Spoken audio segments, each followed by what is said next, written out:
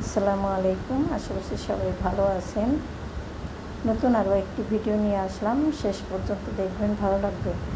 আসলে আমার মনে হয় আজকের ভিডিওতে বাহিরের কোনো শব্দ আপনারা অবশ্যই পাবেন, কেননা এই যে এখন আমি যখন ভয়েস ওভার করছি তখন কিন্তু অলরেডি বাহিরে বৃষ্টি হচ্ছে। আর এই বৃষ্টিটা এই বছর প্রথম হলো। আর এই ভিডিওর ভিতরে কিন্তু আমি বৃষ্টি আপনাদেরকে দেখাইতে পারবো না, কেননা এই ভিডিওটা আমার আগেরই করা ছিল। আর বৃষ্টির ভিডিও আমি করে রেখেছি, তবে বৃষ্টি কিন্তু রাতের বেলা হচ্ছিল। তো আগামী ভিডিওতে দেখতে পাবেন বছরের প্রথম বৃষ্টি, তাই ভাবলাম একটুখানি ভিডিও করে রাখি, আপনাদের সাথে শেয়ার করতে পারবো। সকালবেলা ঘুম থেকে উঠেই কিন্তু টুকটাক অনেক কিছু কাজকর্ম সেরে ফেলেছি, তারপরেই কিন্তু চলে আসলাম আপনাদের সাথে ছোট্ট একটি ভিডিও শেয়ার করার জন্য। আর সেই সাথে কিছু কথাও বলবো। দেখতেই পাচ্ছেন এখানে আমি কিন্তু বেশ কিছু কাজ আমি করে নিয়েছি, তারপরে চলে আসলাম হলো পানি সেকে পানি আরেক পাতিল ফুটতে দিতে হবে। তো সেই হিসাবেই কিন্তু সবসময় এই কাজগুলো করে থাকি। আর এই বছর আমি মনে হয় বাড়িতে গিয়ে খুব ভুলই করেছি। নির্বাচন বলে আসলে আমার মনে হয় যাওয়া উচিত ছিল না, কেননা নির্বাচনে গিয়ে যাওয়ার পর আমি আর মানে সেই তখন থেকে যে অসুস্থ হয়েছি, সেই অসুস্থতা এখনও পর্যন্ত ভালো হতে পারলাম না। যতই ওষুধ খাই না কেন, কিন্তু আমার গলার ভিতরের এই যে একটা খুশখুশি ভাব, সেই ভাবটা কিছুতেই যায় না।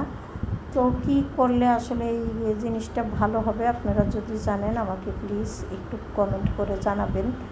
আমি খুবই অসুবিধাতে আছি আমার মনে হয়। তো কাজকর্ম তো মোটামুটিভাবে শেষ করে নিলাম। তো এখন দেখেন কি করি। এই যে এই কাজগুলো না করলেই হয় না, যতই করি না কেন। এই যে ফ্লোরটা যে দেখতে পাচ্ছেন, ফ্লোর যেমন তেমনই তো থাকবে। আমি কিন্তু সবসময় এই জায়গাটা খুব সুন্দর করে প্লেট বাটি মাজার পরে ভীম সাবান দিয়ে মেজে ঘষে পরিষ্কার করে নিই, কিন্তু আসলে কয় না, ওই যে যার যেমন চেহারা তেমন তো দেখা যাবে। তো আমার এই কাউন্টার টপটা এরকমই আসলে।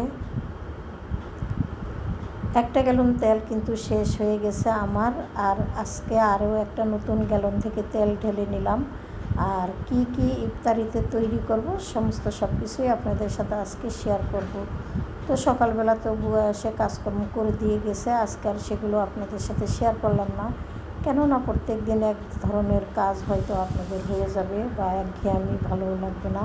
আর আমার ভিডিওর ভিতরে কিন্তু সেরকমটাই হয়ে থাকে। তো আজকে হচ্ছে কি গরুর মাংস রান্না করব। এখানে দেখতেই পাচ্ছেন আমি কিন্তু গরুর মাংসটা অলরেডি বসিয়ে দিয়েছি। তো হাতে মেখে দেওয়ার মতো করেই কিন্তু আজকের মাংসটা রান্না করলাম। সব মশলাপাতি দিয়ে খুন্তি দিয়ে একটু নেড়ে চেড়ে তারপরে হলো আমি গরম পানি দিয়ে এখানে মাংসটা কষিয়ে নেব। তো অলরেডি কষানো হয়ে গেছে, যেহেতু গরুর মাংস আর ইফতারের সময়টাও কিন্তু অত বেশি একটা নেই, সেই কারণে আমি কিন্তু মাংসটা প্রেশার কুকারে দিয়ে দেবো। তো প্রেশার কুকারে একটু কষিয়ে দিলে ভালো হয়, তা না হলে কিন্তু পেঁয়াজগুলো আস্তে আস্তেই থেকে যায়, আর সেই ক্ষেত্রে কিন্তু রান্না আবার কড়াইতে ঢেলে করে নিতে হয়। তো যে পরে যে কাজটা করার সেটা আমি আগেই করে নিলাম, এতে করে কিন্তু রান্নাটাও সুন্দর হবে, খেতে তো মজা হবেই। তো যাই হোক, এখানে প্রেশার কুকারে আমি তো দিয়ে দিলাম অলরেডি, এখন দিয়ে দিব পাশের চুলায়। আর সামনের চুলাতে আমি কি কি করি ইফতারের জন্য সেগুলো সমস্ত সব আপনাদের সাথে শেয়ার করব। আজকে খুব তাড়াহুড়ো করেই কাজগুলো করছিলাম, কেননা দিনের বেলাতে অনেক কাজ করেছি, সেগুলো তো আর আপনাদের সাথে শেয়ার করিনি। তো ভাবছি যে একটু বেগুন ভাজা করি, ডিম ভাজা করে নিলাম। ছেলেরা ডিম ভাজা খুবই পছন্দ করে, আর গরুর মাংস তো অবশ্যই করে। তবে একটু খারাপও লাগছে যে বড় ছেলে আসলে আজকে বাসাতে ইফতার করবে না, ও কিন্তু গরুর মাংস দিয়ে খিচুড়ি খেতে ভীষণ পছন্দ করে। তো আজকে কিন্তু আমি ওর পছন্দের খাবারটা ও না থাকতে করে নিলাম, সেই ভেবে কিন্তু আমার ভীষণ খারাপ লাগছে।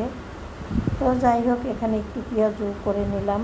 খিচুড়ি দিয়ে কিন্তু ভ্যারাইটিস ধরনের খাবার খেলে বেশি ভালো লাগে, যেমন ধরেন বেগুনি, তারপরে পেঁয়াজু, সেই সাথে তো গরুর মাংস বা ভর্তা, এই ধরনের খাবার দিয়ে কিন্তু খিচুড়ি খেতে বেশি ভালো লাগে। তো এই যে দেখতেই পাচ্ছেন আমি কিন্তু এখন খিচুড়িটা বসিয়ে দেবো। তবে আজকের খিচুড়িটা আমি কিন্তু ভাতের চাউল দিয়েই কিন্তু রান্না করেছি। আর আমাদের ভাতের চাউলগুলো কিন্তু একেবারেই পোলাওয়ের চাউলের মতো সুন্দর ছোট ছোট। আমরা মোটা চাউলের ভাত আসলে খেতে পারি না বললে ভুল হবে। মানুষ মাত্রিক সব কিছুই খেতে হয় এবং সব কিছুই খেতে পারি, তবে একটু কম আর বেশি এই যা, এছাড়া আর কিছুই না। তো যাই হোক, এখানে আমি কিন্তু খিচুড়িটা বসিয়ে দিয়েছি অলরেডি। এ পর্যন্তই আপনাদের সাথে আমি শেয়ার করতে পারলাম। তো খিচুড়ি হয়ে গিয়েছে, সেই সাথে গরুর মাংস সমস্ত সব কিছু দিয়ে কিন্তু আমরা ইফতারটা করে নিয়েছি অফ ক্যামেরাতে। আর সেই সাথে হলো ইফতার করতে আসার সময় টুকটাক যে বাজার সদাই এনেছে সেগুলো আপনাদের সাথে একটু শেয়ার করব। তো এখানে যেহেতু দুধ এনেছে, এই দুধগুলো কিন্তু জমাট বাঁধা না, তাই ভাবলাম এখান থেকে একটা দুধ আজকে জাল করে ফেলি আর বাদ বাকি দুধগুলো তুলে রাখি। এমনিতে ফ্রিজে কিন্তু আরও দুধ আমার তোলা আছে।